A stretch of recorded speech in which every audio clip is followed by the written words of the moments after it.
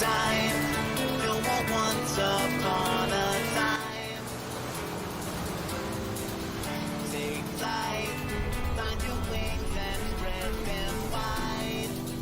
Ah, blue seas, clear skies, and boundless possibilities.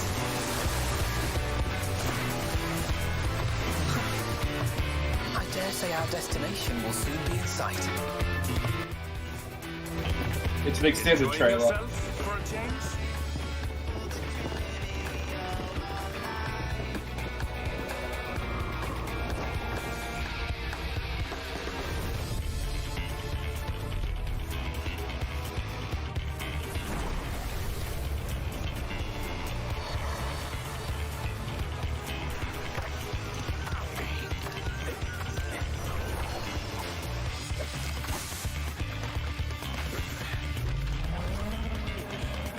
Come now. There's no cause for panic.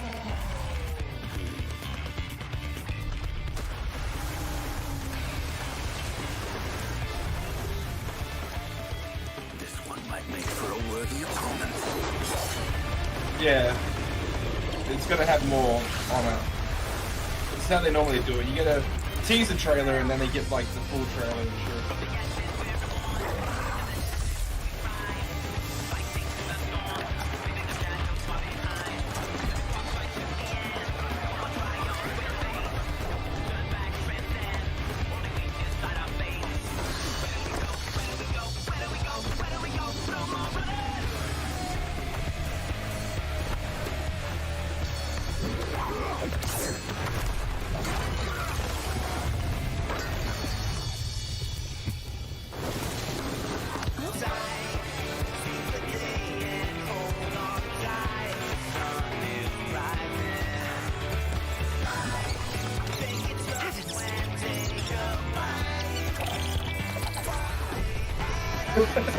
Nuggets, yeah! Might you have a moment to speak further?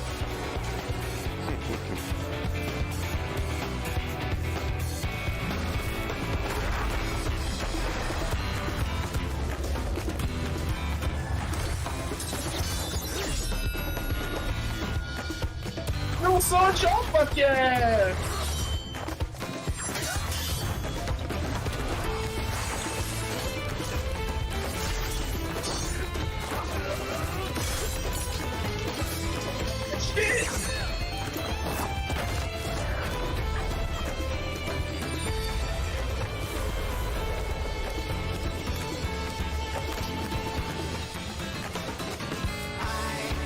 At last we are come to the land you call the New World. My home. Tural.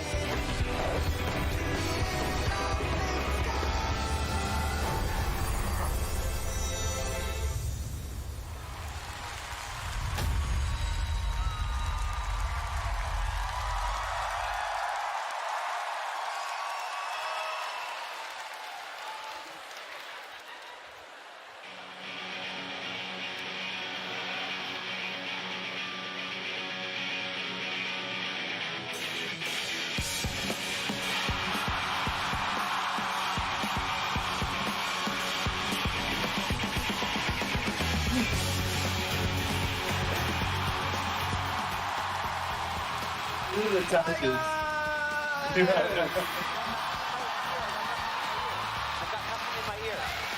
Thank you for coming today!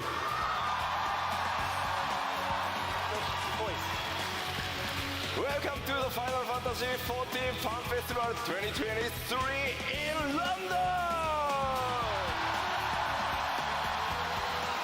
I can hear one of the My fucking name sound is technicians Naoki talking. Yoshida, producer and director of Final Fantasy XIV. And also, welcome Michael Christopher Coach Fox.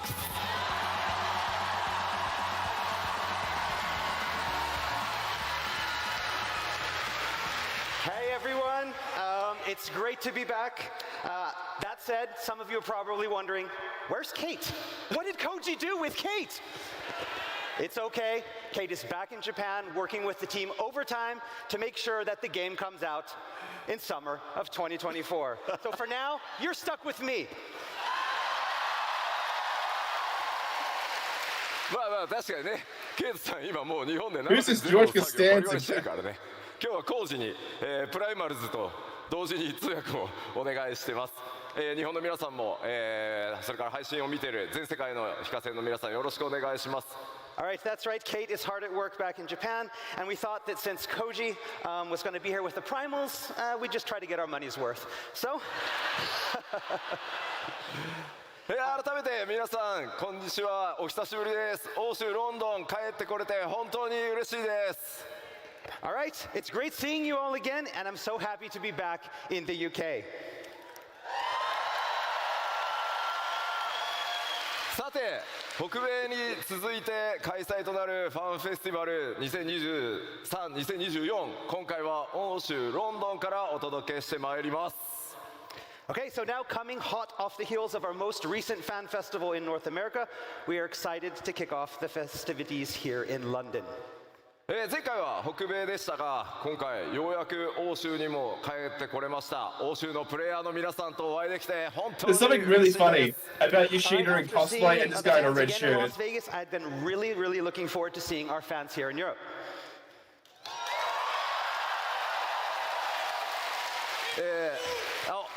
Thank you。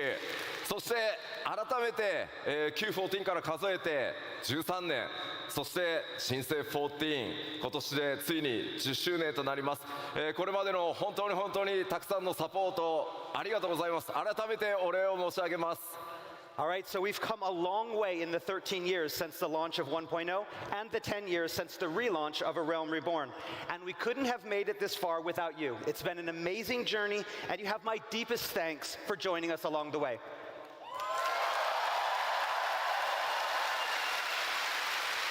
さあ、欧州ファンフェスティバル、僕の開幕基調講演からスタートしてまいりたいと思います。どうぞよろしくお願いします。 And so now, without further ado, I'd like to officially kick off the keynote address. Yoshida-san, what's with the...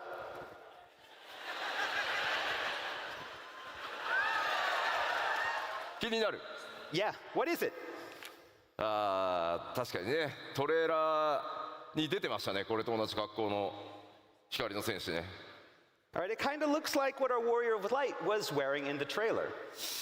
まあ僕も50歳になったので、そろそろコスプレは勘弁してほしいっていうふうにスタッフに言ったんですけど、まあどうしてもやれと。 So now I just turned 50 years old this year, and I'm getting a little old for cosplay, but the dev team wouldn't take no for an answer, so...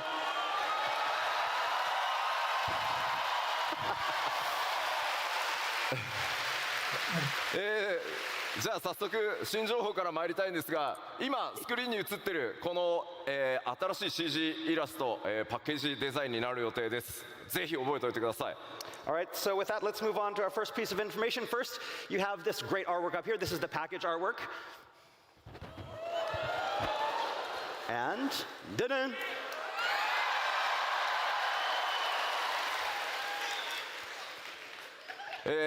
では最初にですね、まだ They scream at each other like it's a fucking お見せできるアク surprise. ションそんなに多くはないんですが、イメージをつかんでいただくために動画をご用意してます。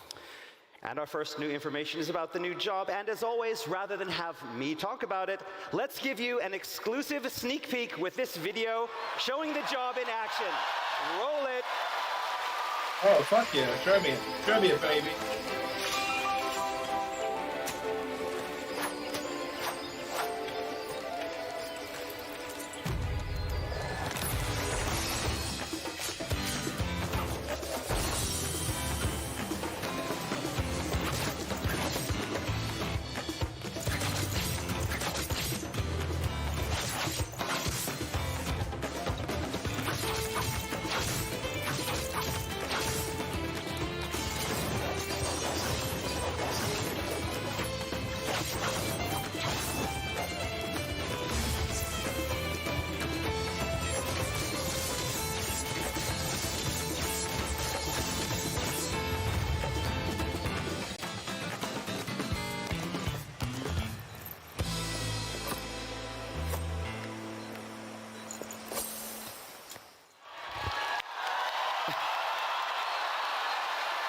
Cool. 黄金のレガシー新ジョブ第1弾、名前をバイパーと言います。二刀流の近接メレー DPS です。All right, so the first of our two new jobs being released with Dawn Trail is the dual-wielding melee DPS Viper. バイパーはファイナルファンタジー40完全オリジナルジョブとなってます。 Viper is What a a Final name. Fantasy XIV original. 世界中から多数いただいた二刀流、忍者とは違った二刀流の、正統派剣士を実装してほしいというたくさんのフィードバックに応える形で今回実装が進んでいます。 So it was designed to cater to those players around the world who have been asking for a new dual-wield job that's different from Ninja. この黄金のレガシーに向けて、完全新規で企画開発が進んできてます。 And it was designed specifically for Dawn Trail. アートにも CG にもありますが、今僕が装備しているこのデザインがジョブ専用装備となってます。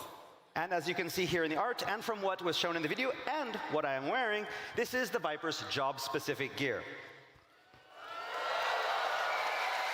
ではバイパーの特徴を見ていくことにしましょう。 All right, so let's take a closer look at the Viper's characteristics.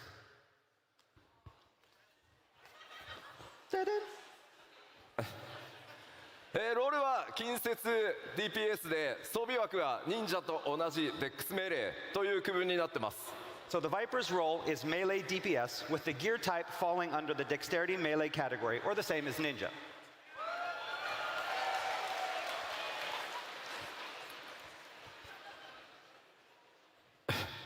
二刀流武器というこの専用の武器を使うことになります。 And Vipers will utilize dual blades that are unique to the job. クリックしてね。対応クラスは存在していないので最初からジョブの状態で使用可能です。 And of course, Viper will not have any required class. You'll start with the job.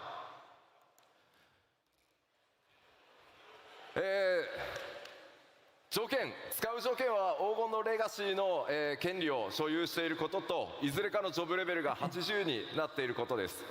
And the only prerequisites for use being that the players have, of course, purchased Dawn Trail expansion and have at least one job at level 80. そしてジョブの取得場所、クエストの開始地はウルダハを予定してます。 And the starting location for the job quest will be Ul'dah. 黄金のレガシースタートに際して条件さえ整っていればすぐに使用可能になりますので、バイパーで、メインクエスト進めていただくのも良いかと思います。 And again, the job should be available immediately at Dawn Trail's launch as long as the aforementioned prerequisites are cleared. So if you want to play the whole Dawn Trail main scenario as a Viper, you can do that. 続いてじゃあそのバトルイメージちょっと見ていきたいと思います。 All right, let's talk about the battle concept. バイパーはこの特徴として二刀流武器を使用しますが、 So a Viper will use a pair of one-handed blades to attack their foes. これを用いたこの二刀流の攻撃とさらにこのブレードを合体させた合体剣という攻撃2つ、持ってます。 But they can also combine these blades in a single two-handed weapon to deal heavier blows. そして特徴的なのがですね、常時ヘイストがかかっているジョブになるために攻撃頻度かなり高いジョブになります。 So in addition to dealing swift attacks that are so fast that they feel like they already have haste cast on them, 今回、まだ開発中ということで、アクションまだまだ少ないんですが、自己強化することで、先ほどねオーラをまとってましたがそういった強力な、DPS を出せる状態という特殊なモードも用意されてます。 and so a Viper also has the ability to summon this special power to temporarily enhance themselves, kind of like you saw with that aura that they had in the trailer. So basically, you're getting that extra DPS. ウェポンスキルの間にアビリティを挟む頻度というのも非常に高いことを想定しているのでかなりスタイリッシュかつ操作頻度が高いジョブとして、現在開発が進んでます。So Viper is a technically demanding yet highly stylish melee job that affords frequent opportunities for players to execute various abilities in between the weapon skills. ご期待に添えるように、開発を進めておりますので、どうぞこの新ジョブバイパーご期待ください。All right, the development team is working hard to create something that lives up to your high expectations, so please look forward to it. ありがとうございます。では、今のバトルのイメージの説明を踏まえて、もう一度先ほどの動画、流してみたいと思います。All right, so now, with all that I've just explained in mind, let's take one more look at that video. Roll it.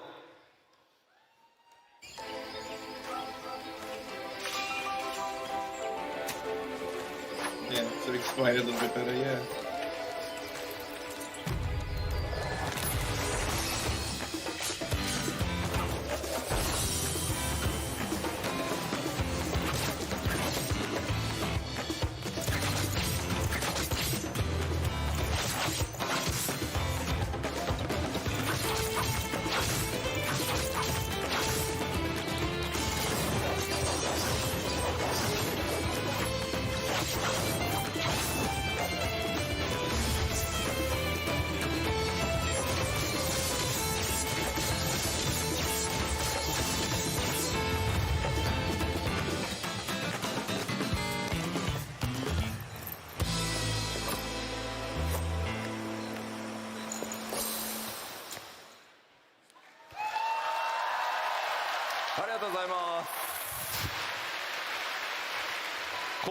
このコスプレすごくてですね、武器ちゃんと合体するんです。Yeah, they did a really great job with the cosplay. あんまりやると飾りが取れそう。Yeah, you should hold off. It's gonna break. Don't break it. Be careful. Calm down. もちろんこの王のレガシーで実装されるジョブというのはこのバイパー一つだけではありません。So now you all know that Dawn Trail will feature not one, but two new jobs. すでに遠隔魔法 DPS キャスターであることは皆さんにお伝えしていますが、さてどんなジョブになるのか。All right, and you already know that the second job is to be ranged magic DPS. すでに北米の基調講演でもヒントはもう出ておりますので、答え合わせはすみません、日本のファンフェスまでお待ちください。But as for what that job is, well, other than the little hint I dropped back in Las Vegas, you're gonna have to wait until Tokyo. Sorry. ではさらに Wait. 何 Wait. 何 Are you gonna hold those sword the whole time? まあそうね。 Yeah. じゃあちょっと武器スタンド出してもらっていい Okay. かしら。 Can we bring the stands out for the swords? Maybe? Stands for the sword? Oh, there we go. Stop letting the translator try to be funny. Thank you. It's okay. Okay. And now for your real weapon, the clicker. Okay.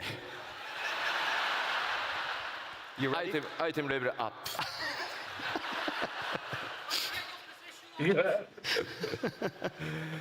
では続いて、基調講演進めてまいりたいと思います。新たな拡張パッケージ黄金のレガシーについて北米でも、ご紹介しましたが、ストーリー改めて簡単に振り返っておこうと思います。All right, so we already talked a little bit about Dawn Trail's story in Las Vegas, but we'd like to do a little recap before we continue. まず今回皆さん光の戦士にお届けするのは僕たちからの最高の夏休みがテーマになっております。 So we already talked a little bit about how Dawn Trail would provide the Warriors of Light with a well-deserved summer vacation.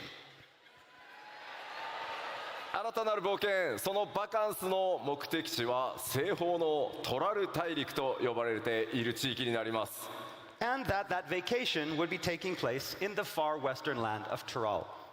すでにパッチ 6.5 のメインストーリーパート1にてその片鱗、出ておりますが、 So with the release of Part 1 in patch 6.5, you got a glimpse of where the story will be taking you.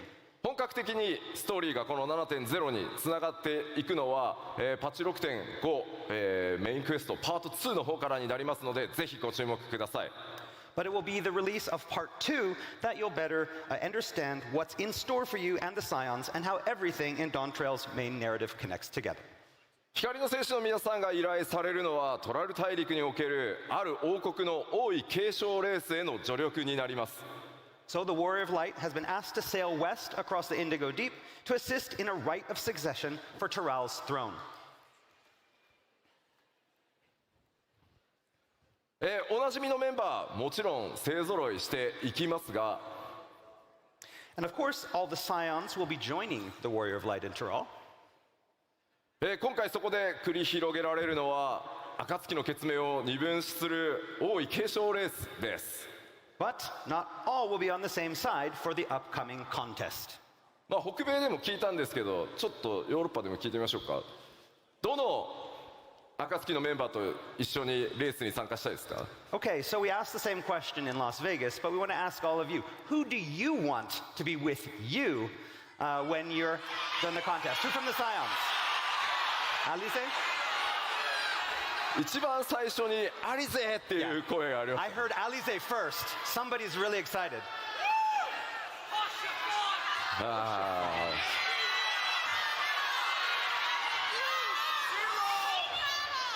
いや、いろんな、いやこれだけでもたくさんの方にね、いろんなキャラクター愛していただいてるのは本当に嬉しいです。 I'm really happy that you all love all of the Scions so much. 誰がレースの敵に回るのかもご注目ください。 But we can't tell you now, but who's going to be on your side? Who's going to be on the opposing side? You'll have to wait to find out.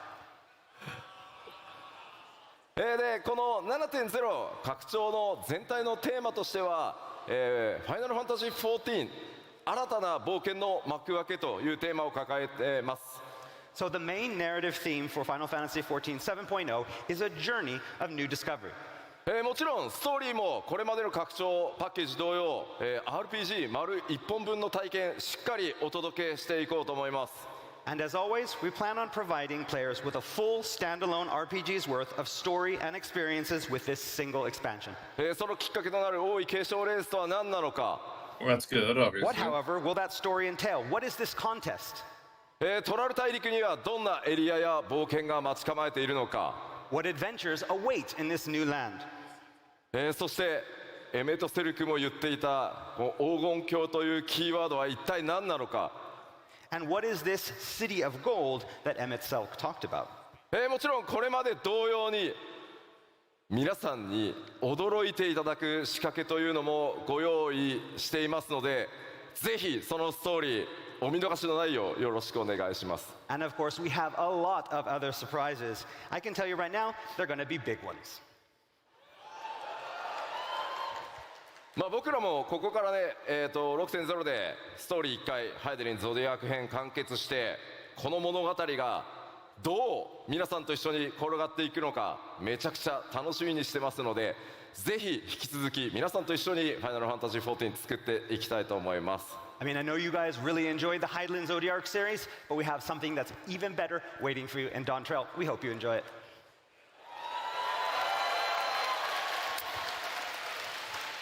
ではここから、新たな冒険の舞台となるトラル大陸に関して、Excuse me. 北米のファンフェスに情報をさらに付け加えて、お届けしていきたいと思います。 All right, so next up, let's talk a little bit more about Tyrell, and we're going to start by expanding on some of the info that released back in Vegas. これまでの冒険の舞台は三大州と呼ばれる地域でした。 So up until now, we've spent most of our time on the three great continents. 今回はドーントレイルの冒険により活動地域が西側、海を越えた西方へ広がっていきます。 But as we talked about last time, our adventures in Dawntrail will be taking us far to the west. ですので今回の拡張だけではなく、今後皆さんの冒険の舞台は惑星ハイデリン全体へと及んでいくことになります。 But again, this doesn't mean that we've seen all of Hydaelyn, most of Hydaelyn, not all of Hydaelyn. では前回の北米のファンフェスでもお伝えした、プレイヤータウントライオラというところに関して追加の情報をお伝えしていきたいと思います。All right, so next we're going to talk about that main hub, the main city player hub that the Warrior List of Light will be operating from during Dawn Trail. これまでのプレイヤータウンよりもかなり多民族、多くの民族入り乱れた、街という特徴になってます。So this city of Tuliyolao will be far different from the existing player hubs that the players have seen before. これまではスクリーンショットとアートワークでご紹介したんですが、開発が進み、動画の準備ができましたので、動画でご覧いただこうと思います。So the last time we were only able to show you the city via screenshots and artwork, but this time we've prepared some special in-game footage. So with that in mind, roll the tape.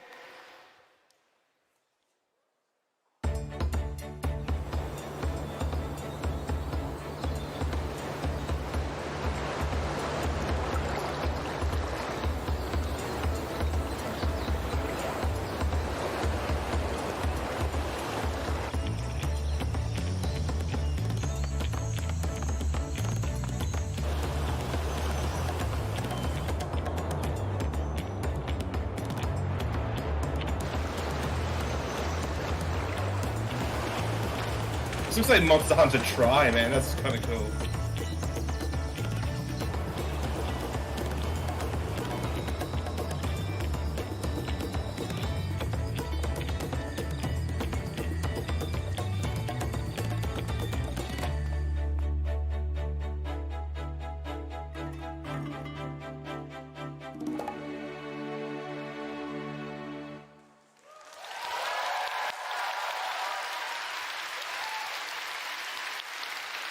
そういえばサウンドディレクターであるソケンからコメントを預かってたんでした。 So before we continue, we had a little message from Soken, our sound director. 今の動画の曲まだまだモックアップなので、サンプルだと思ってくださいと、伝えてほしいと言われてます。 So he asked me to tell you that the music playing in the video is just a mock-up. なのでもっとすごくなるから期待しててくださいとのことです。 And that the final track will be a lot better. トライオラこれまでのプレイヤータウンと異なり、多数の民族文化が溶け合っているというお話先ほどしました。 So as I mentioned before, the city is far different from the major cities on Highland. It is a culturally diverse, pluralistic state. トレーラーで主人公と剣を交えていた2つの頭を持つマムージャの王グルールジャジャによって統治された国です。 So that massive two-headed Mamulja that we saw the Warrior of Light fighting with in the trailer, that's the current ruler of the nation and king of the Mamulja, Galul Jaja. このトライオラオールドシャーレアンと、カイロで国交があります。 But the Mamulja aren't the only peoples living in the city. On top of that, it appears the city has an established trade route with Old Charlian.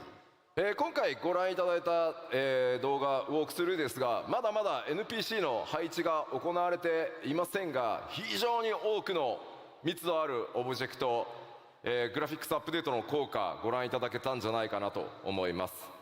So in that walkthrough that you just saw, you saw that there were no NPCs there. Those will be added later. But hopefully you got an idea of what the town will look like and all of the high quality of all of the objects that we have thanks to our graphical update.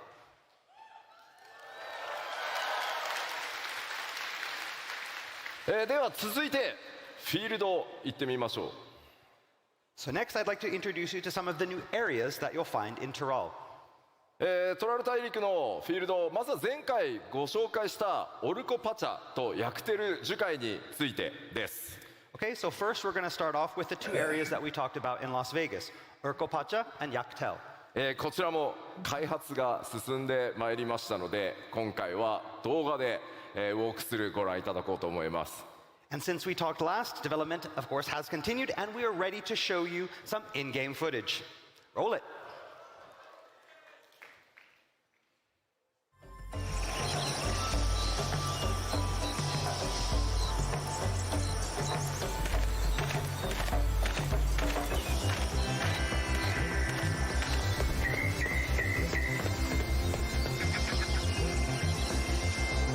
Oh yeah, that was great.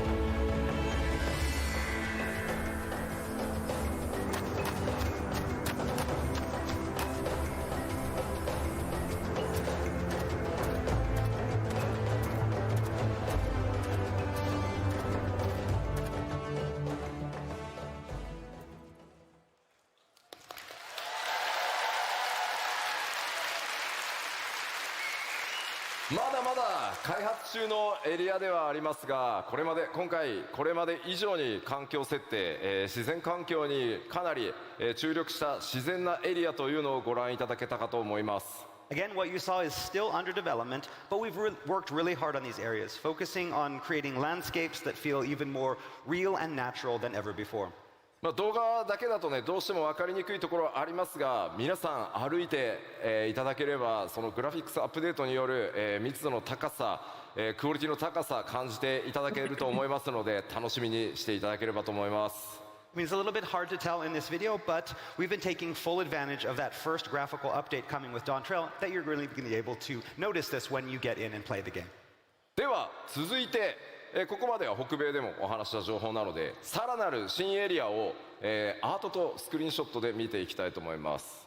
But these two areas we already talked about in Las Vegas. Today, we're going to bring you something new, some new areas, especially for London.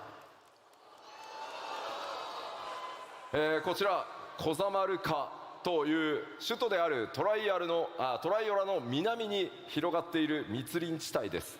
Okay, so Kozamauka is a very dense jungle located to the South Tyrol's capital city of Tuliolao. ドントレーラーのトレーラーの中にも特徴的な、巨大な岩登場していたと思います。岩のある上部とそれから下部2つのエリアに分かれているのがこのエリアの特徴となっています。All right, so the unique rock formations that you saw in the trailer are located in this area, and they split the jungle into upper and lower areas through which countless rivers flow. 特に上層と下層の間にある巨大な滝、大瀑布も大きな特徴になっています。And there are a lot of waterfalls in between the upper and lower areas as well. ここに住まう部族も、多種多様、新たな出会いが皆さんを、待ち構えています。Several different peoples call this region home, meaning there's much adventure to be had. ではこちらコザマルカ、開発中のスクリーンショットをご覧いただこうと思います。All right, so let's take a look at some in development screenshots. 今回ご紹介するスクリーンショットはいずれも下層からの風景になってます。So the screenshots that we have here are from the area's lower elevations. 今までではちょっと作れなかったような景色、環境、よく見えてるんじゃないかなと思います。We're able to create a new type of area that feels very unique from the areas that we've created in the past. 今回特にですね、空気感とかそれから光の表現というものに非常にこだわって開発を進めてます。And as you can see, special attention has been paid to lighting to create this perfect atmosphere. そしてこちら、昼間の様子ですね。And here is the jungle in midday. 大瀑布から流れ落ちた水がいくつもの川となり、支流にこうやって注ぎ込んできていると。And so the waterfalls from the upper elevations feed the countless small rivers that flow out of the jungle to the sea. 右に見えるのが集落ですね。そして中央の木にもよく見ると、上の方に建造物があったりするのがわかると思います。And so on the right, you can see a small village, and even in that tree in the center, you can see a small building located within the tree.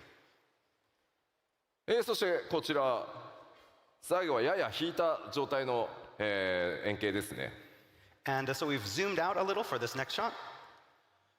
見たところあまり危険な雰囲気というのは感じられないと思うんですが、果たしてどういった物語になるのかいろいろ想像していただけると嬉しいです。So from here, it doesn't look that dangerous, but you all know what lurks in the shadows, so.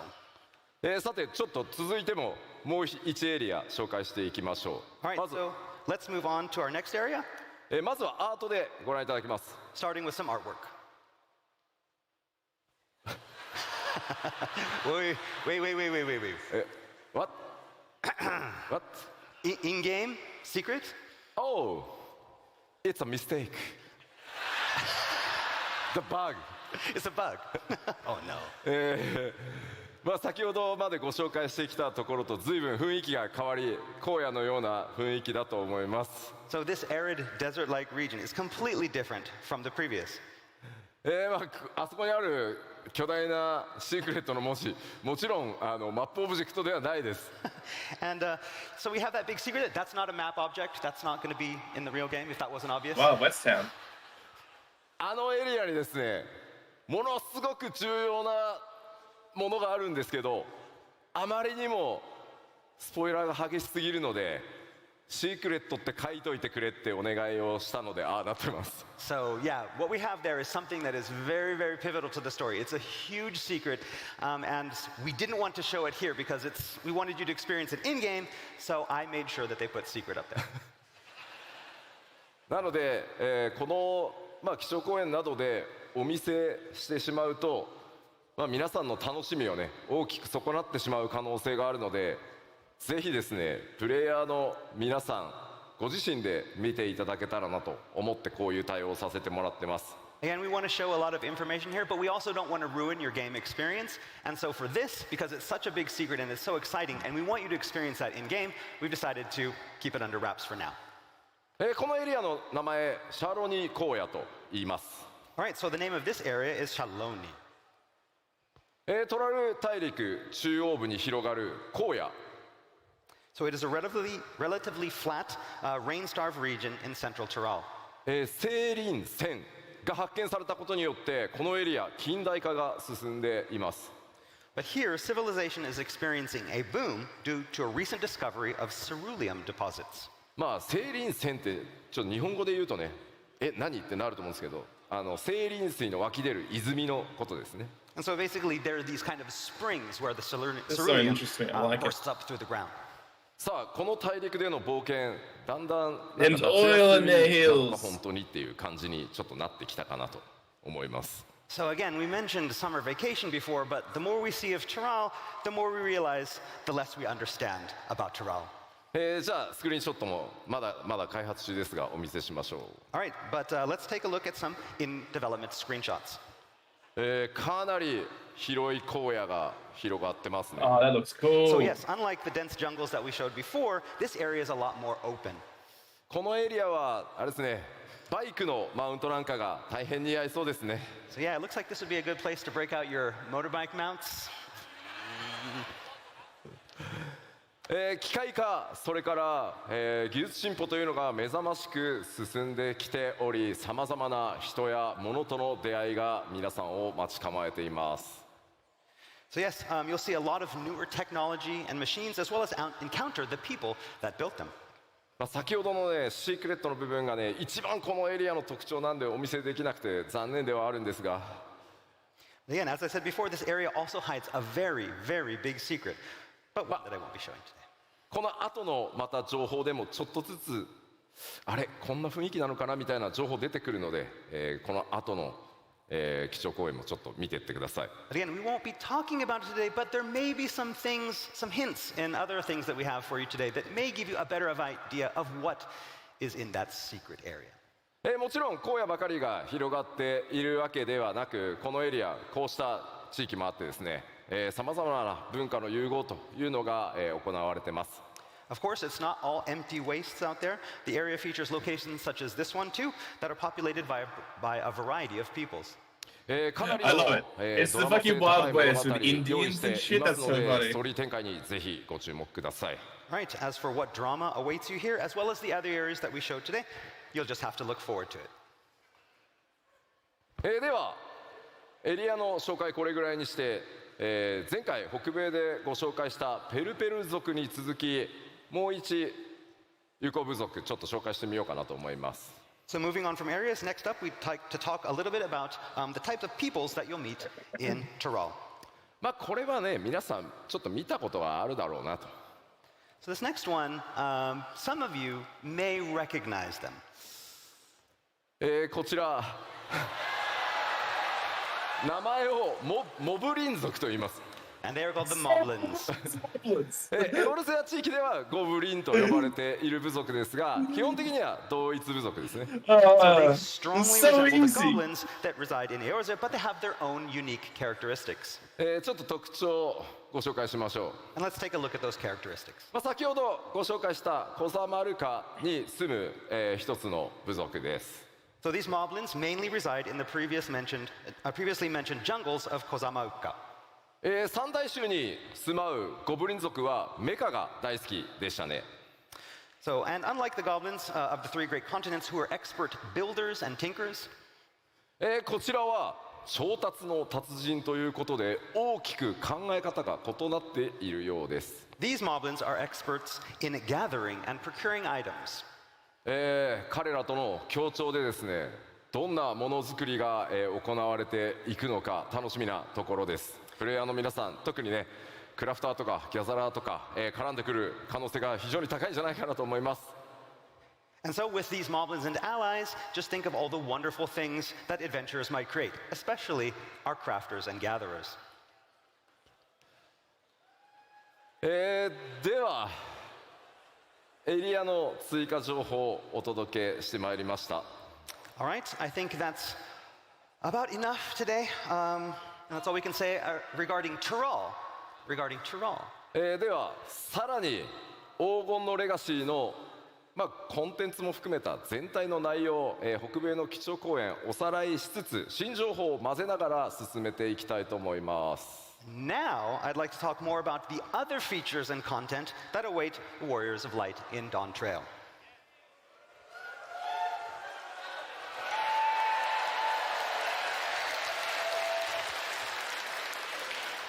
皆さんのおかげでついに皆さんのレベルが100に到達することになります。 So as you know, we'll be taking the level cap into triple digit territory, level 100, and that's thanks to you.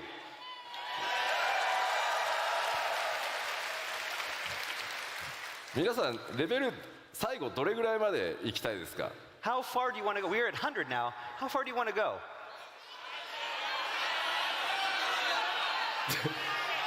2000 ねえ、あんまりレベルの桁が上がりすぎてもね。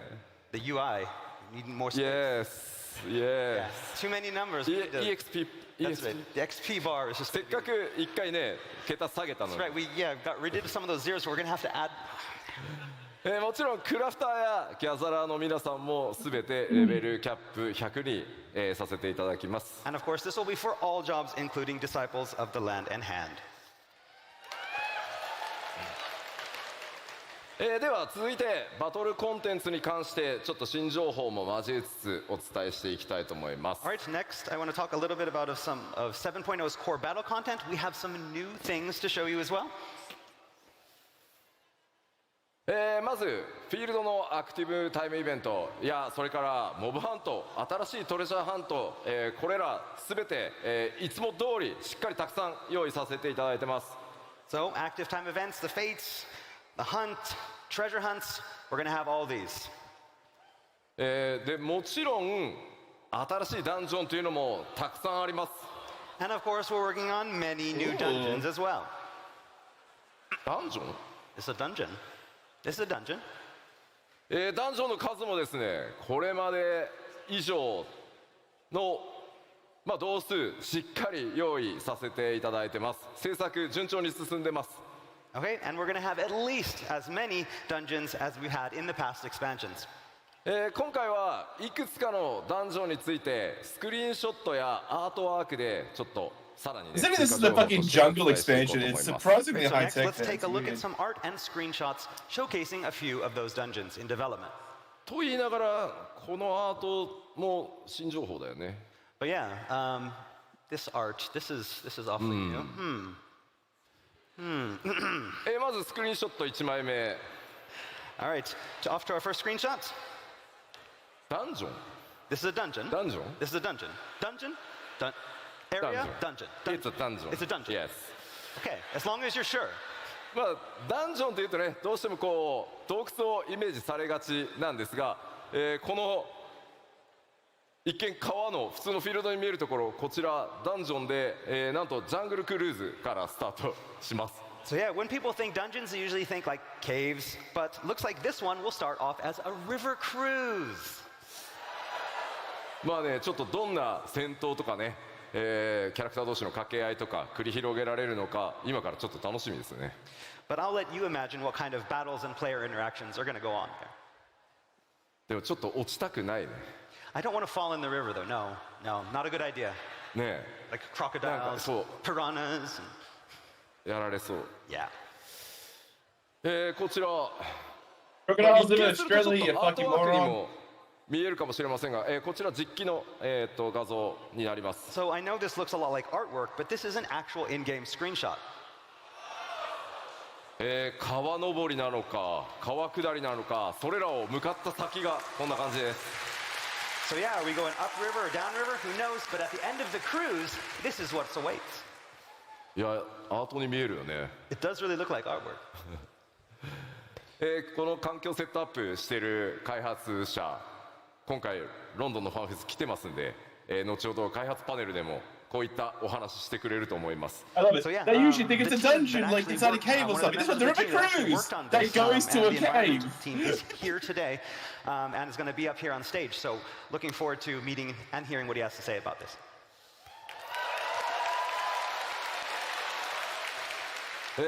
さてさらに雰囲気一転して全然また変わった、これもダンジョンです。 All right, and now we're somewhere completely different. This also is one of the new dungeons. これもねなんかアートに見えるね。 This is also very, yeah, it looks like art. こちらは外なのかそれか何かの一部なのか、自然地形と人工物の間に何か紫色の新植物、存在してますね。 So is this somewhere outside or inside? Is it a part of something? Are those natural formations or man-made? And what are those purple things growing everywhere? 先ほどのエリアをもう少し上がったところになるんでしょうか。 And here's another look of the same dungeon, but up from a little higher. 明らかに、雰囲気遺跡と思われるものがあるんですが、ちょっと雰囲気異様な感じですね。 So yes, we can see some strange architecture that resembles ancient ruins. これまでに光の戦士の皆さんが冒険してきたどのエリアともちょっと違った印象になっているんではないかと思います。 So yes, this is far different from any place the warriors of light have journeyed before. ではダンジョンのお話、最後にですね、開発中の他のダンジョンの、まだちょっと実機はお見せできないんですが、アートワークを2枚ほど持ってきましたので、ちょっとご紹介していこうと思います。 So finally, we have some artwork for 2 more dungeons that we'd like to show you, but you're going to have to use your imaginations to visualize how they're going to turn out in-game. まず1枚目、 So this is our first. まあこちらまさに It's a dungeon. It's a dungeon. It's a dungeon. 古代の遺跡のようですが、しっかりしたこういうね構造を持ってるっていう風にねアート見えますね。 But again, this also has that look of sturdily built ancient ruins to it. こちらはすでに、レベルデザイナーのレベルデザインが終わり、そのレベルデザインに合わせた、構造をアートチームがこうデザインしてってるからですね。 Okay, but what you see here is not concept art. In fact, the level design for the dungeon is already complete, and this artwork was created to help the modeling team. 本当はですね、こういう端のあたりにですね、アート担当者のこうスタッフからの注意書き、モデリングするための注意書きとか設定がものすごい数書き込まれてるんですが、さすがにねお見せするわけにいかないのでちょっと消してきました。 So now, artwork like this usually has a lot of text written in the margins to help the designers. It's filled with lore and secrets. But we just kind of cut that out because, to avoid spoilers. Sorry. そしてもう一枚。 Okay, and now for the surprising one.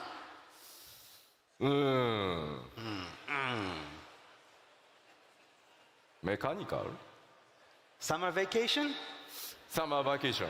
Summer vacation. Yes. Okay. Maybe cold capsule. Oh, Yes, say yes. cold because it's so hot. Maybe. Okay. こちらもダンジョン、しかもメインストーリーに登場するダンジョンなんですが、あまりのね機械文明の発展にちょっとびっくりしますね。 So yes, this is a dungeon for the 7.0 main scenario. But again, unlike the nature that we've seen before, this has a lot of mech. 詳細な解説は差し控えますが、やはりこの 7.0 の冒険、単なる光の戦士の夏休みでは終わらなさそうな気配が漂ってます。 So yes, it looks like Dawn Trail is going to be a little bit more than your ordinary summer vacation. ではこのダンジョンに登場する、強敵、ボスの一体をちょっとご紹介しようかなと思います。 All right, so now that we've seen where you're going to fight, let's find a little bit more about who you're going to fight. まあ前回はね、透滅戦の相手を表示しましたが、今回ね透滅戦ではないんですが、So last time in Las Vegas, we showed one of the raid bosses. バリガレマンダに続いてもう一体大型のモンスターの紹介となります。And this one is not a raid boss like Valagarmanda that we showed in Las Vegas, but we have a very important and large enemy to show you.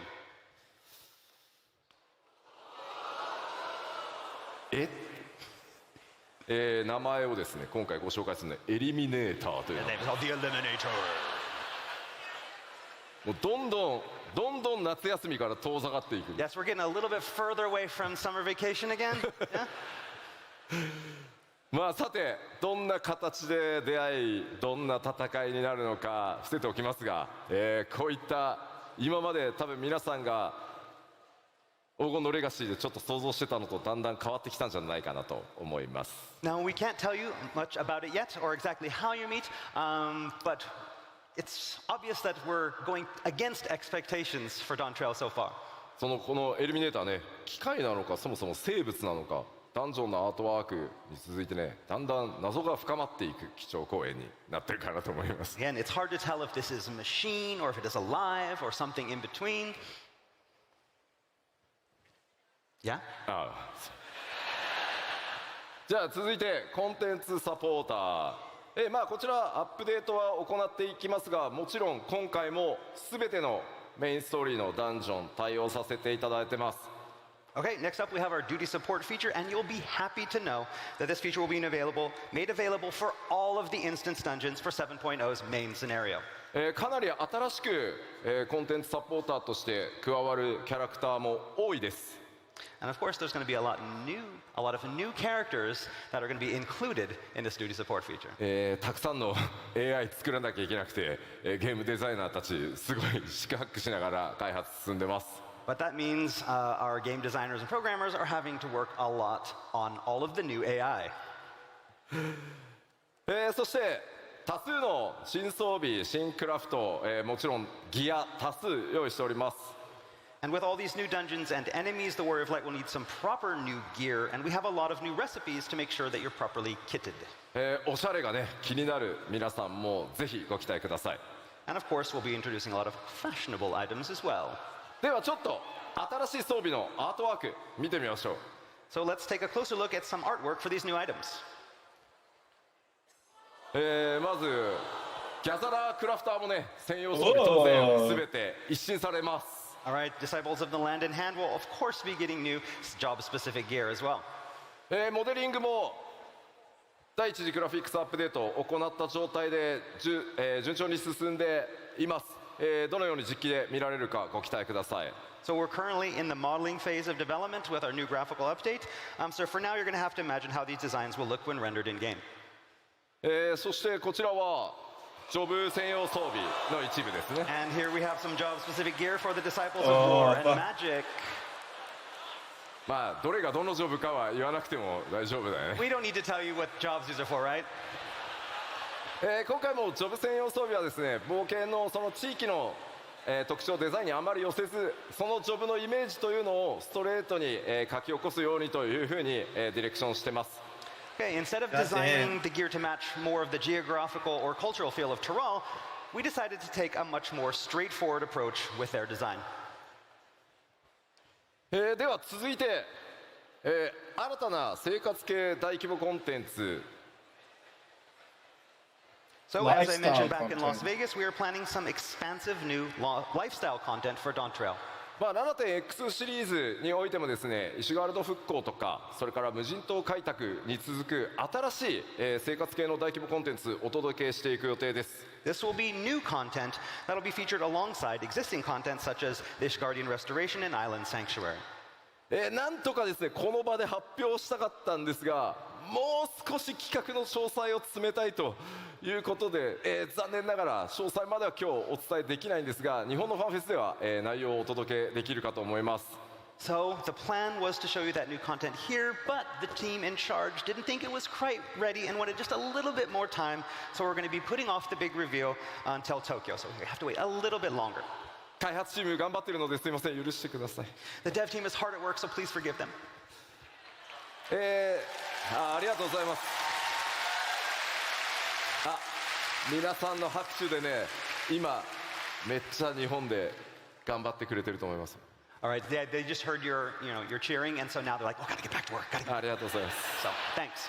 ただ今回の、生活系の大規模コンテンツ、前回ね無人島開拓は一人で遊ぶものっていう形でしたが、今企画しているのは皆さん多人数で、遊んでいく盛り上がっていくというコンテンツの企画内容になってますので、また詳細の発表をねご期待いただければと思います。 So while Island Sanctuary was more solo content, this new content that we have planned for Dawn Trail is going to be something that you can enjoy with a lot of people.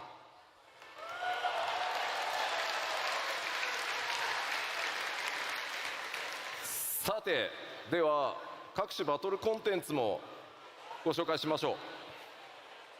All right, we mentioned battle content a little earlier, but we have a lot more installed. さあ、これらのバリアントダンジョン、8人レイド、それからもちろん Z シリーズも、7.X シリーズ頑張って、これらすべて作ってまいります。 So we'll be adding new variant dungeons, a new 8-player raid, and a new ultimate raid that will be just as challenging as those that become before. そして当然ながらアライアンスレイドも新シリーズ始まります。 And of course, we can't forget our alliances out there. 今日ここではですね、その次のアライアンスレイドが一体どんなものになるのかご紹介したいと思います。 And so here in London, we are excited to finally announce our latest Alliance Raid series.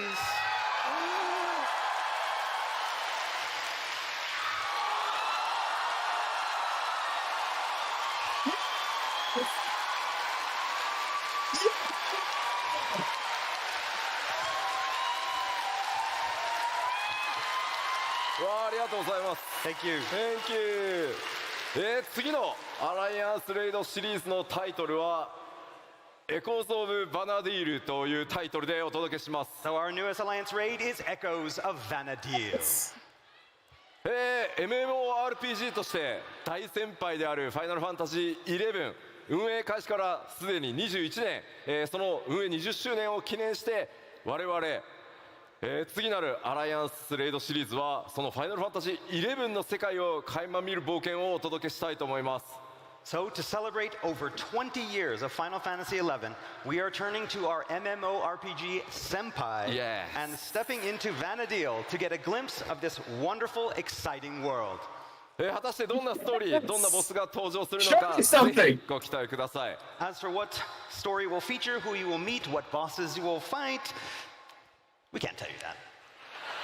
もちろんファイナルファンタジー11から続く、このファイナルファンタジーシリーズの長い MMO を楽しんでいただいている、そして今もねファイナルファンタジー11遊んでいただいている方にも楽しんでいただける内容に仕上げていこうと思ってます。 But we can guarantee that it will be something that longtime fans of Final Fantasy XI, and even players of fans right now, will be able to truly enjoy. さあじゃあちょっと質問していいですか。 So, speaking of which, I have a question for all of you. 11今もやってるんだよなって。 How many people out there are still playing 11? おおありがとうございます。いやいやもう11はめちゃくちゃやったよって。今は14やってるけど11めちゃくちゃやったよっていう。 And so, how about people that, I'm playing 14 right now, so I don't have time for them, but I played a lot of 11 back in the day. ああすごいありがとうございます。ありがとうございます。長らくですね我々スクエアニックスの MMO を支えていただいて本当にありがとうございます。 So yes, thank all of you who've been supporting Square Enix through our MMORPGs for such a long time. おそらくですね配信を見てくださってる、方々も大いに今ね手を挙げてくださってるんじゃないかなと思います。 And I bet a lot of people watching on the stream as well have been raising their hands. ぜひぜひご期待ください。 So again, please look forward to it.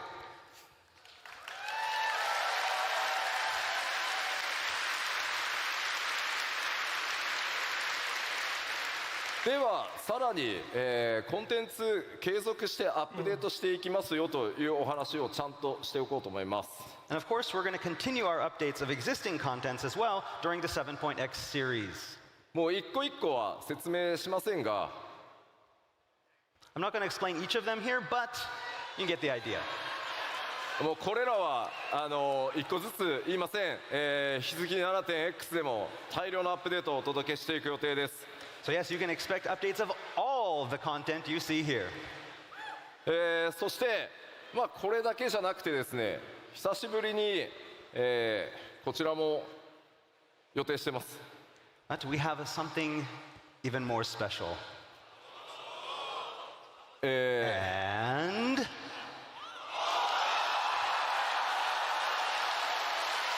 Beastmaster! Let's go! 青魔同士リミテッドジョブとして登場していますが、その第2弾新しい次なるリミテッドジョブというものの開発を今進め始めてます。 all right, to go alongside Blue Mage, we are currently working on an all-new second limited job. まあ実装まで、まあ、ちょっと 7.X シリーズの後半で実装の予定なので、ちょっとしばらくお待ちいただくことにはなりますが、 But again, its release isn't currently planned until the latter half of the 7.X series. まあ、どんなジョブになるのかちょっと聞いてみようかな。 But, you know, we do hope to tell you more about it soon, but we're going to kind of ask you, what do you think it's going to be? Yes.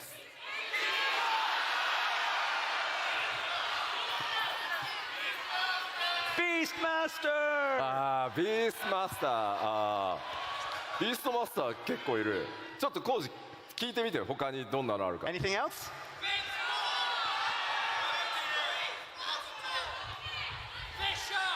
Fisher? いやいやいやいや。 We already...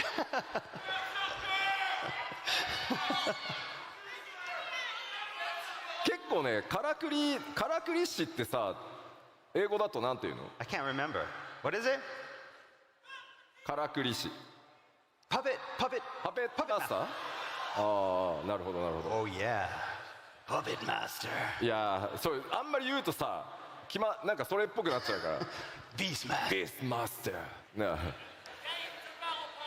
まあでもやっぱりパーティープレイではなかなか、実現できない、遊びとセットで、新しいリミテッドジョブ開発していきますので、まあぜひどんなものになるか、お待ちいただければと思います。 But yeah, we're really excited. We're working on a lot of different ideas, something that we can do that's separate from party play, similar to how it is with the Blue Mage. So yeah, please look forward to it. まあそんなに遠くないタイミングで、どんなリミテッドジョブになるかお伝えしていけるんじゃないかなと思ってます。企画は順調に進んでおります。 While we can't say any more here, we do hope to reveal more information very, very soon.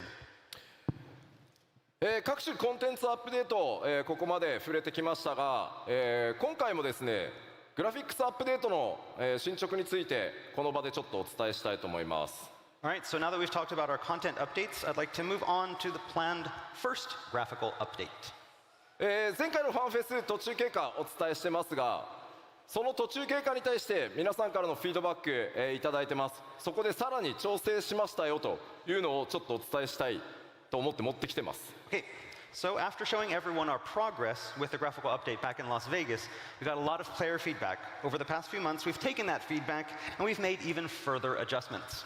メインキャラクターの種族アウラだよっていう方。 So how many people here have an Aura character?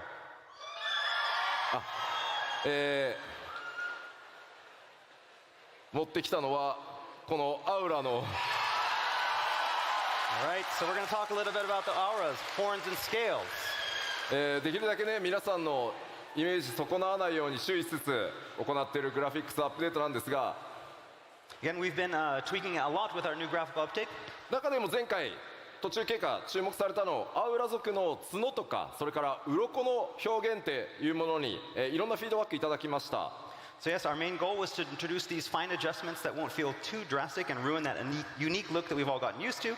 And if you recall, this includes tweaks to polishing things like the aura, horns, and scales. まず次にお見せするのが前回北米でお見せした途中経過のスクリーンショットです。 Okay, so first off, we're going to start by showing you what we showed you back in Las Vegas. これがね、like the slut race. So like the other people screaming are like the women, men being very 角 quiet. の表面とか鱗に結構光の反射があってちょっとエナメルっぽい質感だった自分たちのイメージとちょっと違ったっていうフィードバックも、結構議論として寄せられてました。 So back in Las Vegas, the horns and scales that we showed you were very reflective and had a very strong enamel type of feel, and it was not something that a lot of people had expected. まあこれはこれでやっぱりこう反射があるので、まあクオリティとしては比較的高く見えやすい気はするんですが、 And with this reflectivity, I mean, it looks they look very like high quality, bones? so it was I good for liked it. showing off that improved in quality of the horns. 我々が 3.0 で、企画した時のアウラの元のイメージに近づけるようにさらに、継続して調整を続けてきました。 But it didn't really match our vision of what we wanted the aura to look like from our original design back at 3.0. So we continued tweaking. すごい微妙なのでメインキャラクターアウラの人ちょっと一生懸命画面見てください。 All right, and so this is where we are. It's a very, very small change, so look very, very closely.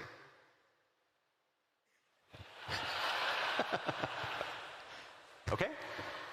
And これが前回 this is before, アフター。 after.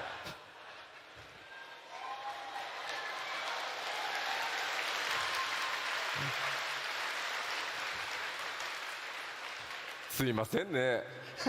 So Yeah. it wasn't even more exciting. まあ光沢がね強く出ていた質感をちょっと落として本体の色へ近づけてよりなじませるということをやってます。 Keep the previous So we're one. continuing our work on lowering that reflectivity to be able to get the horn color to something more natural and closer to what we originally intended. 前回お見せした他の種族というのもですね、前回のものがフィックスではなく、皆さんのその感想フィードバック見てどんどんギリギリまで細かくクオリティアップや調整を続けています。 So this goes for all of the updates for the other races as well. We've been receiving a lot of feedback, and what we showed you in Las Vegas wasn't the final product, but a work in progress. ちなみになんですけど、 Okay? このスクリーンショットのこのアウラの女性のね首にちょっとライン入ってるんですけど、 And so some of you with some very good eyes maybe notice a little line on the neck これ of ちょ the っと female aura. 急いで首くっつけたんでちょっと And so basically when creating this, we had to rush and like we just took a head and popped it on a body. これは大丈夫治るんで、 We'll fix this. Don't worry. 次なんですが、さらに細かいお話をちょっとさせてください。 So we talked about something very detailed, and so for next we're going to talk about something even more detailed. ファイナルファンタジー14、9番と呼ばれているオリジナルのファイナルファンタジー14が13年前にリリースされ、まあ、その時から、より快適に遊べるようにという形でレルムリボーンが作られてます。 So as many of you know, the original Final Fantasy XIV was released almost 13 years ago. Then a couple years after that, A Realm Reborn was released to improve upon the original. 1.0 から遊んでるよ。 How many people here have been playing since 1.0? Oh. Legacy. Thank you. Hello. でそのまあ新生版を作るにあたってですね、やはりこうできるだけ短い期間で作り上げていくということで、Q14 のそのモデリングっていうのをうまくアレンジしてここまでやってきたという歴史が実はあります。 So when making the move from 1.0 to A Realm Reborn, we didn't have a lot of time. So we ended up having to repurpose some of the original character models for A Realm Reborn. 今回グラフィックスアップデートではそれらの調整を行う際にこの9番から使っていたモデルというのにも改めて全てに手を入れて完全に新しいものへと進化させることにしました。 And so now, to coincide with the graphical update, we had to revisit our use of these older 1.0 models. これこそめちゃくちゃ細かいのでちょっとよく見てください。 Okay, this is going to get really, really detailed, so look carefully. まあララフェルですね。 Okay, so we have our Lalafell.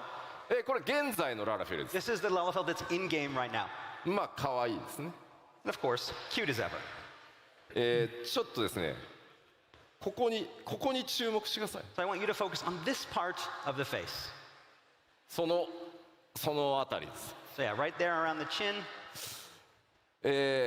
まあできる限りですね、キャラクターモデルを軽くかつ高品質に見せるためにローポリゴンを実はですね、ほっぺたの下にすごいこう四角いポリゴンを無理やりこう入れてですね、そこでこう顎の影のラインをつけるみたいなすごいこうなんて言ったらいいんだろう、テクニックみたいなことを実はやってます。 So, to ensure character models weren't a burden on the system, but also maintain a high visual quality, we implemented the use of these low polygon shapes. And the remnants of those can kind of be seen today in around the cheek and the jawline, those straight lines. ただ今回キャラクターの肌の質感を上げてより影がリアルに滑らかに表示されていくためにですね、ノーマルマップと呼んでいる顔の凹凸データみたいなものっていうのも全て改めて、きれいに作り直しています。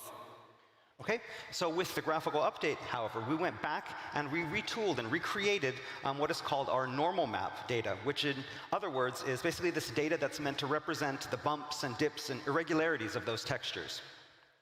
そのためですね、その新しいグラフィックスの状態に、この旧の状態のモデルをそのテクニックを残したままにしてしまうと、逆にその非常に小さいポリゴンが不自然な影を作ってしまうみたいなことが、出てきました。Okay, however, by doing that, it caused some conflicts with the existing low polygon data that we'd been using since 1.0, creating even these more mysterious bumps and dips in shadows. わかるかな？ Can you tell? わかる？ So there, and that's what happened. ここにね、すごい微妙に外側に尖ったポリゴンが影の邪魔をしてるんです。So you can see kind of there's these bumps on the chin that are kind of affecting the shadows. いや、わかんねえよっていう反応だな、これ。 And everybody's like, I don't know, what? ただ、これ、ララフェル使ってる方、どれぐらいいます？ How many people are using Lalafels? 皆さん、自分のララフェルが一番可愛いと思ってますよね。And so, of course, you think your Lalafel is the cutest, right? まあ、なので、だからこそ、こういう細かいその違いっていうのを、まあ、なくさないようにできればしていきたい。ただ、これからのクオリティアップデートを考えていくと、どうしてもその味として残していたそのローポリゴンのテクニックみたいなものを取っていかないとさらに綺麗にはならないので、まあ、そういう細かいところまで調整させてもらってますっていうのが今回のお知らせです。 And so I know that some people may look at these kind of imperfections born from these old techniques as something that makes Lalafels Lalafels. And you know, we didn't want to get rid of them all because we know that that's what makes the Lalafels special. But moving with this graphical update and having something that matches that, we decided it was time to at least touch them up. これが最新です。 And so this is the new version. 影がめっちゃ自然になったの分かります？ So you can tell that like the shadow is now much more natural. すごい細かいんですけど。 It's very, very, you have to look very, very closely.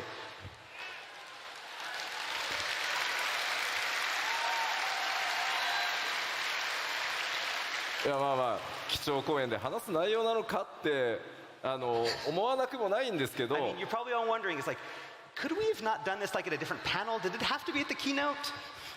すべてのプレイヤーの皆さんのキャラクターを何としても今皆さんが思っているキャラクターイメージのままよりクオリティアップをさせていくために担当のアーティストたちも僕もこう目を皿にして今と前をこう比較してほんのちょっとでもポリゴンの角があったら何なんだこのポリゴンはって言って、まあ、そういうことを日夜やっているのでぜひグラフィックスアップデート楽しみにしててくださいというお話です。 But again, we wanted to show you this especially because we wanted to show you just how hard we are working on this graphical update. We understand that you all love your characters and we don't want to change your characters, but we do want to make them look a lot better. And so we're working on these tiniest of issues to improve it. I'm there looking at everything. If I see even a hint of a polygon, I'm like, no polygon! And so, again, this is the extent of the work that we're doing, and we wanted to show that with you here today.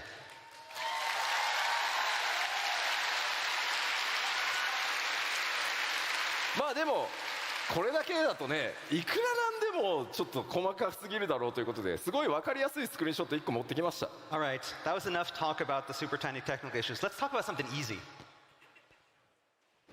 グラフィックスアップデートで、帽子と頭装備とですねメガネが同時に装備できるようになるキャラクター集めてみました。 And so, the glasses. Helmets, glasses, what's easier than that?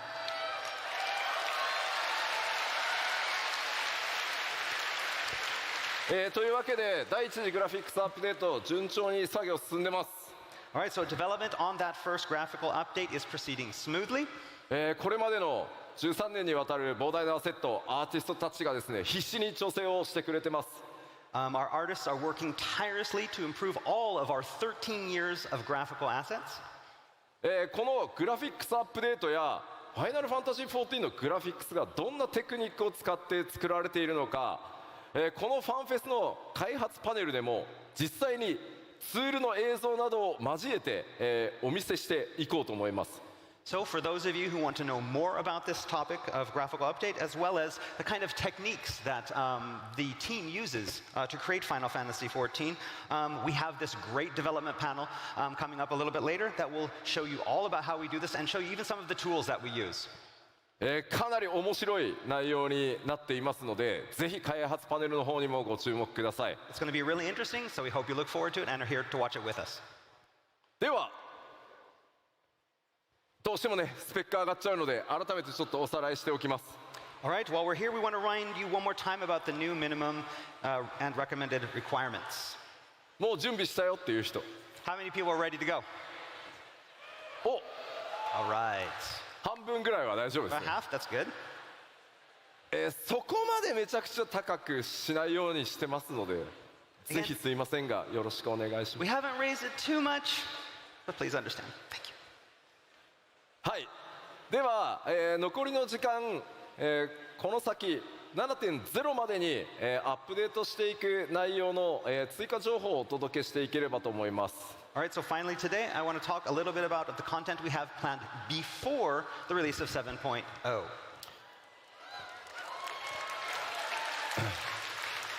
まずは、北米で発表させていただいた Xbox バージョンに関してです。 All right, first off, we have the open beta test for the Xbox version. はい、Xbox バージョンはですね、来年1月中旬から2月にかけて、スタートさせていただきます。 And our test is scheduled to begin in mid-January and continue through February. このオープンベータでしっかり問題点洗い出してですね 7.0、黄金のレガシーより前に Xbox バージョンも正式サービスへ、移行させていただきます。 This is again to find problems before the release of 7.0 and smooth all of those out so that we have a smooth launch. ぜひですね、オープンベータプレイをしていただきつつ 7.0 の冒険に、Xbox ファンの皆さん、備えていただければと思います。 So all of our Xbox users out there, we welcome you to join the test and help us make the game great. では続いて、新しい 7.0、7.0 じゃないや 6.5X で実装されるコンテンツ動画をご用意してきましたので、まずそちらをご覧いただこうと思います。 And so now for our next announcement of 6.5x content, we have this special video. Roll it.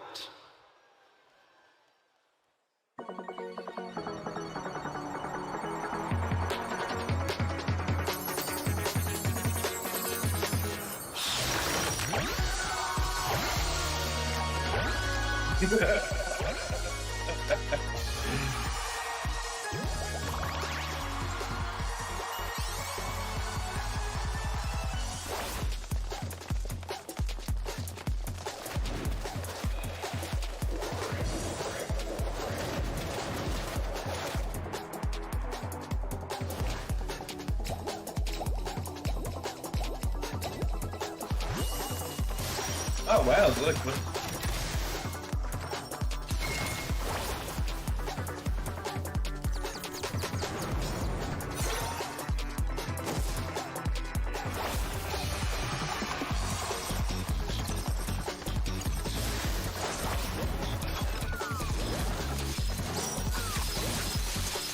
This looks really fun. What the fuck?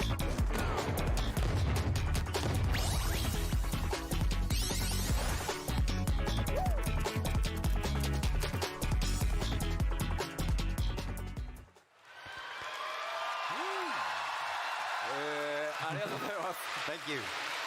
というわけで大変お待たせしました、ファイナルファンタジー14のゴールド操作にいよいよフォールガイズが実装となります。 All right, you've been waiting a long time for this. Fall Guys will finally be available in the gold saucer. パッチ 6.51 ということで、実装日出てますね。10月31日パッチ 6.51、リリースとなります。 All right, and as it says here, it's planned for release on October 35th, patch 6.51. もうすぐだね。 Yes, in just a week. 今回動画で、ご覧いただいた通り、フォールガイズのエッセンスを、入れつつ、フォールガイズチームにも監修してもらいながら、ファイナルファンタジー14独自の味付けを行ったコラボレーションアトラクションとなっています。 So as you saw in the trailer, this collaboration will maintain that Fall Guys aesthetic. We had people from the Fall Guys dev team help us out and make sure that we followed that. But it will also feature this unique Final Fantasy XIV spin on all the frenetic Fall Guys gameplay we know and love. こちらのコンテンツ、24人まで同時にプレイすることが可能で、もちろんマッチングにも対応させていただいてます。 This content is designed for groups of 24 players, with, of course, random party matching for players who don't arrive with their own alliance. でこちらのフォールガイズなんですが、ちょっと特徴がありまして、開催が、不定期というか、何ヶ月かおきに開催されてしばらくお休みして、開催されてしばらくお休みしてという数ヶ月おきにオープンとクローズを、繰り返していく予定です。 Okay, so one unique characteristic with this content is that it's not always going to be open. There will be periods of time where it is available and then period of times when it's not available, and we'll be repeating that over a cycle. どうしてもそうしないとこう一気にねやったらまた人が他のとこ行っちゃってみたいなことになるので、定期的にやっていきますので、あまりね焦らずに皆さんの時間のある時に開催と合わせてやってってくれればと思います。 Again, we want to keep the balance between the two games and keep that fair. So we're going to have, again, times on and times off, so you can enjoy the Fall Guys content and then go back to other content. もちろん多数のオリジナル報酬ご用意しておりますので、ぜひプレイしてそれらのギアも手に入れてみてください。 And of course, there will be a great deal of unique prizes for those who participate and win, so please look forward to it all. ではもう一つ、6.5X シリーズで実装となる、特別なクエストについてお伝えしようと思います。 And next, we have one final big announcement for a special quest that's going to be appearing in the 6.5X series. こちらも動画でまずはご紹介したいと思います。 We have a video to introduce this big announcement as well, so roll it.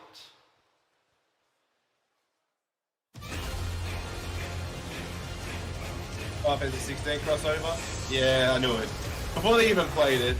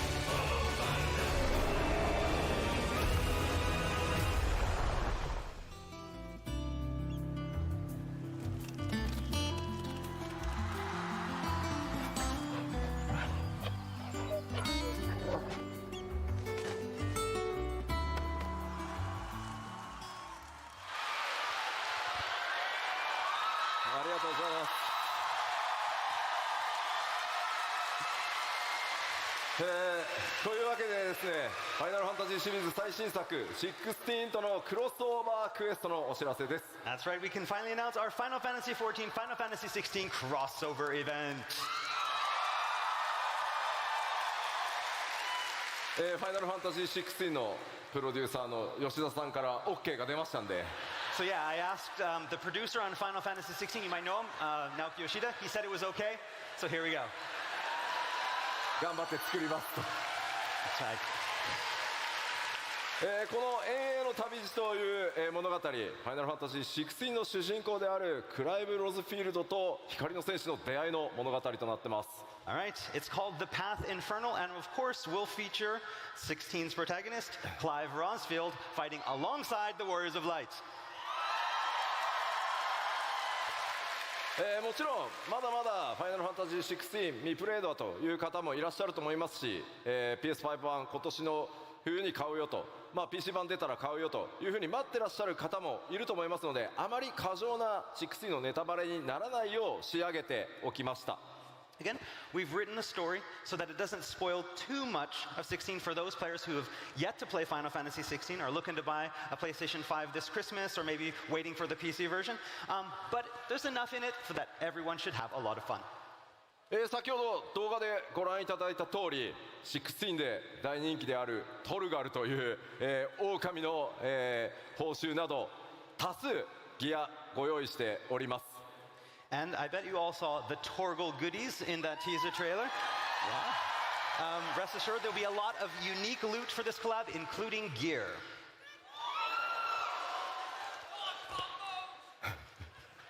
オートコンボくれ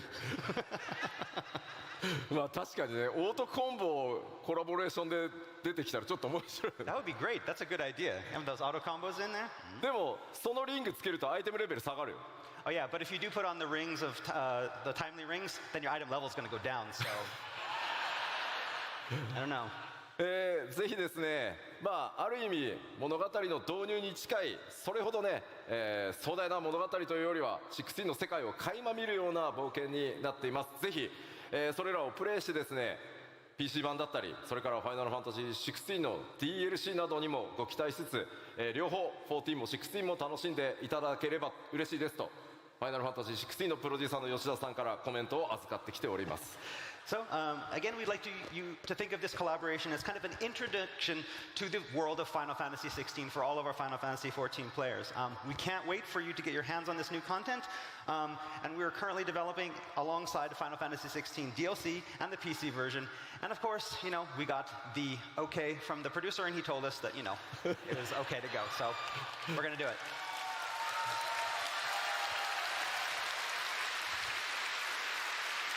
ありがとうございます。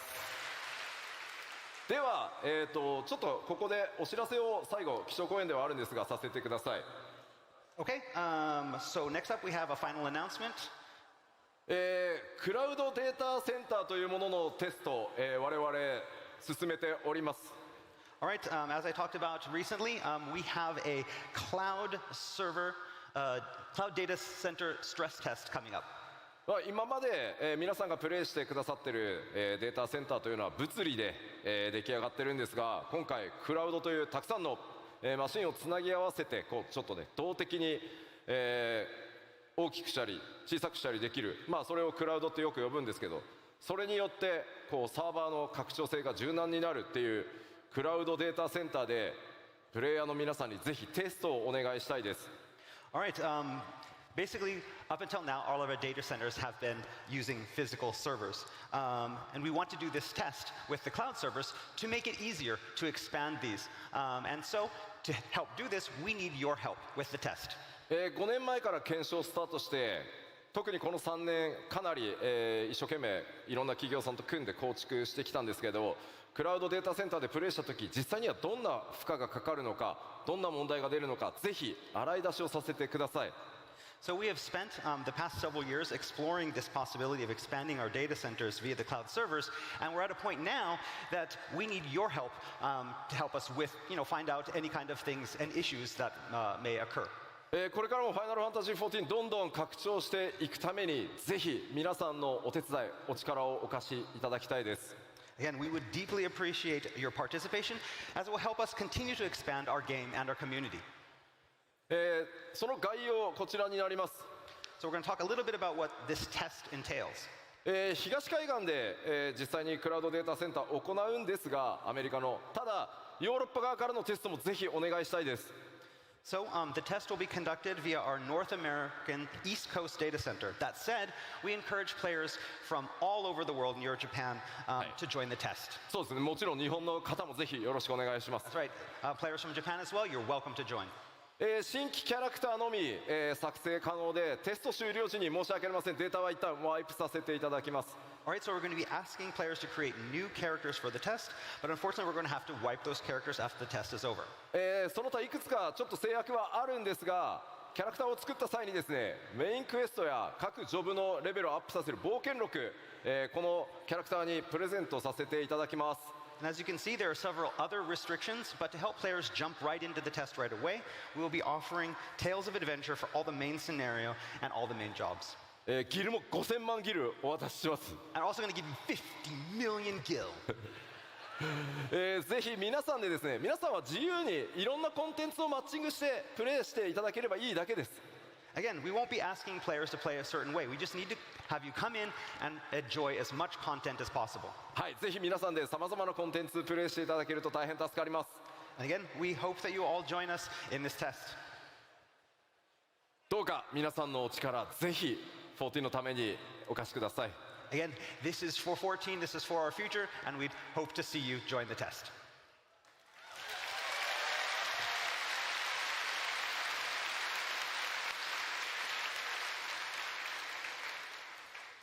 さあ、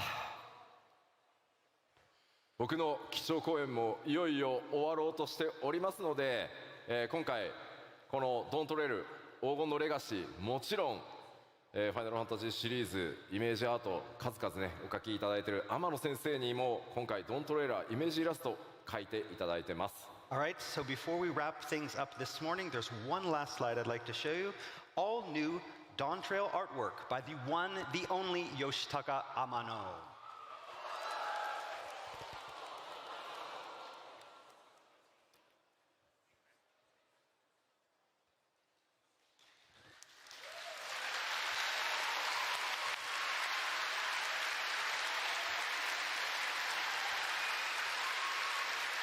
ファイナルファンタジー3」をねちょっと彷彿とさせるような Something about this artwork reminds me a lot of the original Final Fantasy III artwork. 天野先生も、非常にノリノリでいつも「ファイナルファンタジー14」イメージイラスト描いていただいておりますので、今回もものすごいスピードで仕上げていただきました。 Again, Amano-san really enjoys making artwork for Final Fantasy XIV, and he created this in a short amount of time. さて欧州ファンフェスティバル、スタートを飾る基調講演として、僕の、トークセッションでしたが、今日お話しできるのはここまでとなります。 All right, that's all for today's keynote. I can't say any more. この先の最後のいろいろ隠された情報を全てぶちまけていくのは、日本のファンフェスで行わせていただきたいと思います。 But I will be able to talk more when we see you again next at our keynote at Tokyo Fan Festival. Well, both are really not happening. ありがとうございました。 Thank you.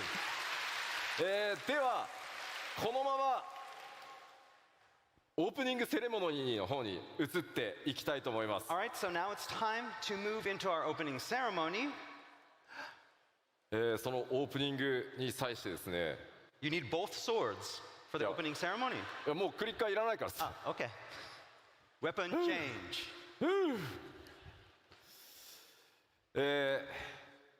今回ロンドンのファンフェス、ね、ここから開幕していきますが、とてもスペシャルなゲストにお越しいただいております。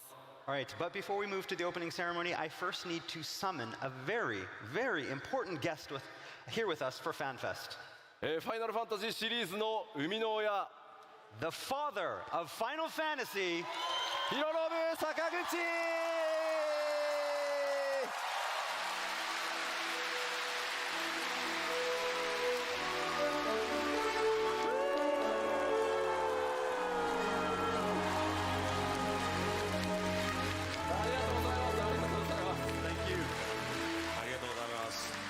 いやーもう14プレイ始めてくださって2年以上ですよね。もうガチで So it's been about 2 years since you started Final Fantasy XIV? Oh yeah, ここ hardcore. ここみんな非課線なんですよね So everybody here is a warrior of light? Warrior of Light。 すいません仲間です Yeah, I am one of 仲間です you. まだ2年のちょっと新人ですけど仲間です Although I've only been playing for 2 years, so I'm rather new to the scene. もう毎日ほぼインして14が僕の生活の 30% ぐらいを占めているもう本当に14 万歳 So I've been logging in every day, and I think it takes up about a third of my life, basically. So I just love 14. いやまあぜひ今日から2日間皆さんとのミート&グリートもありますし、今日明日ステージにも、特別コーナーはいご用意してますので、はいぜひですね最後までプレイヤーのもう本当光の戦士として来たっておっしゃってましたんで。Takaguchi-san will be here with us for the next 2 days for stages, for signing sessions. So if you see him, please, sir, to make you say Yeah, go here hello just at the because end. he's one of us. あ今日はね Yeah, not happening, man. They're not coming. お礼を言いた Yeah, くて busy. Oh, there's one thing I wanted to mention. I wanted to show my Anything gratitude else to good? Yoshida-san. I mean, stuff for カ me. ッパありがとうございます Like Thank Final you. what? Fantasy, that Final Fantasy 11's coming to costume. Final Fantasy 14. もうカッパ最高 And だ that's Wow, fucking. so- I love that. The new outfit. raid Thank you series is so going to much for Vanadil, that. which fucking broke me. コスプレ作り So ま the しょう 24 man What's So alliance. do we need to Deal. make some cosplay That's for you the for world that? of Final Fantasy 11. やりましょうか Ah, Yes, please. じゃあ改めま Which して one's 11? The other 選手の皆さん The other MMO. 見てる皆さんにも一言何かご挨拶お願い All で right, きますか。 so do you have a message for us here as well as everyone watching on the stream? so what are the new もう classes? 本当に世界中の方が見てます Viper. It's a. You remember Zidane fights? It's a class based on that. Yeah.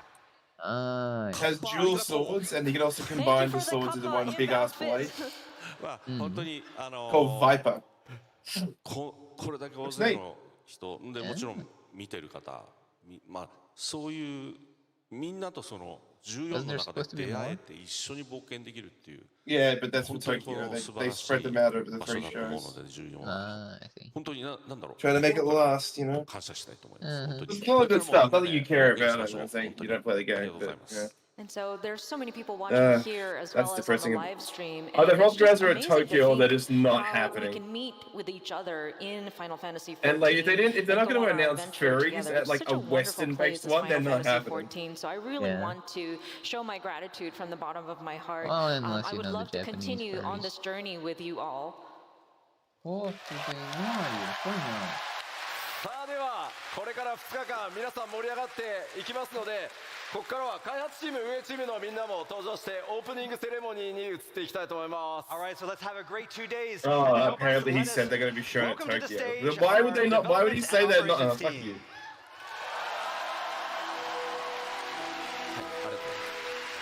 Apparently he said in the fucking before the show, oh, growth gals are coming in Tokyo.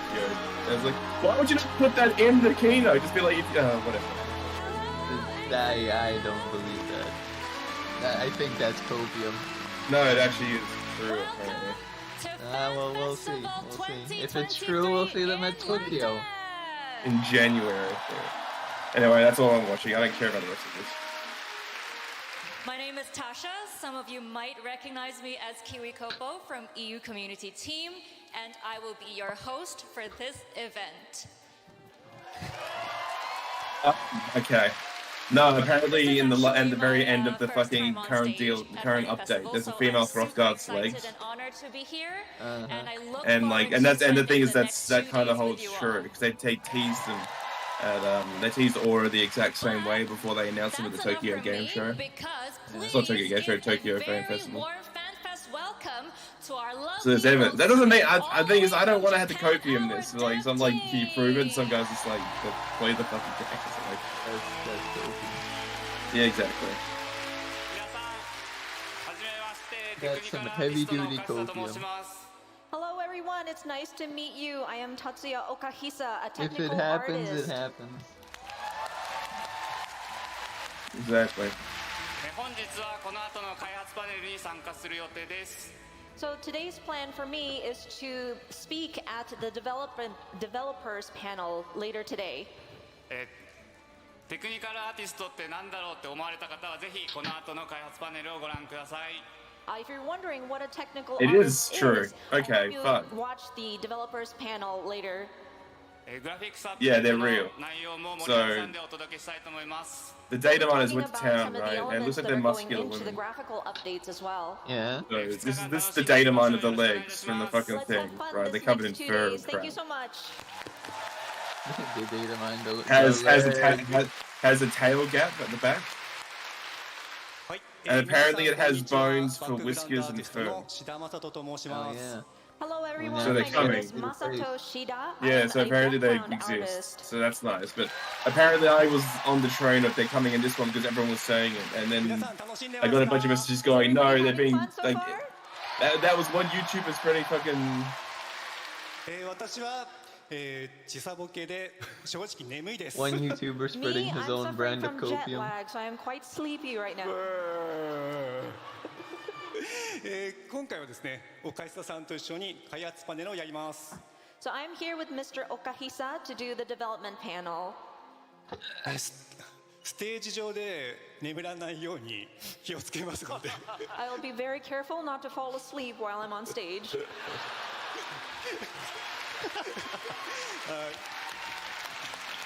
またすぐお会いしましょう。よろしくお願いします。 I will see you very soon. Thank you again.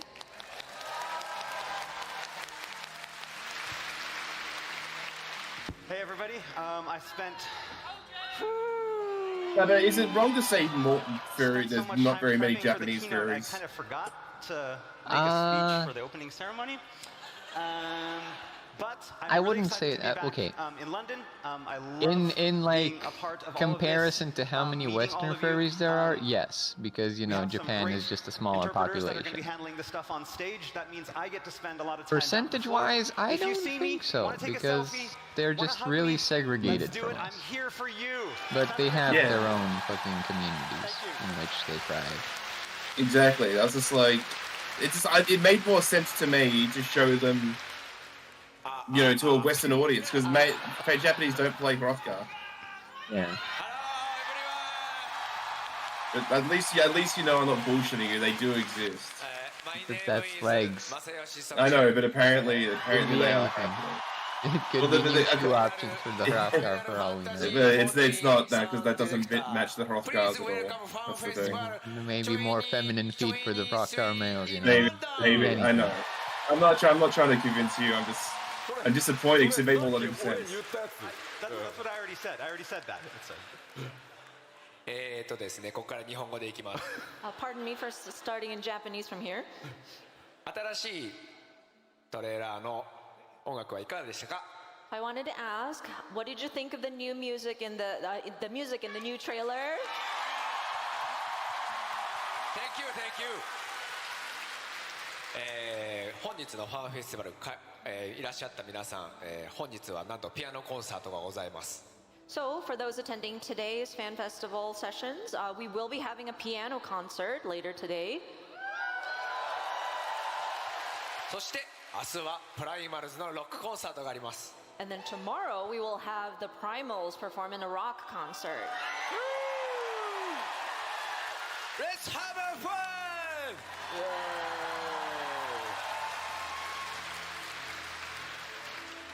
Hello everyone. My name is Toshio Morochi. You are global community processor here, also known as a Fox clone. Nice to meet you. コミュニティチームモルボルことムロウチです。お久しぶりです。So actually, the London is personally a very special place for me personally because back in 2004, I was actually living.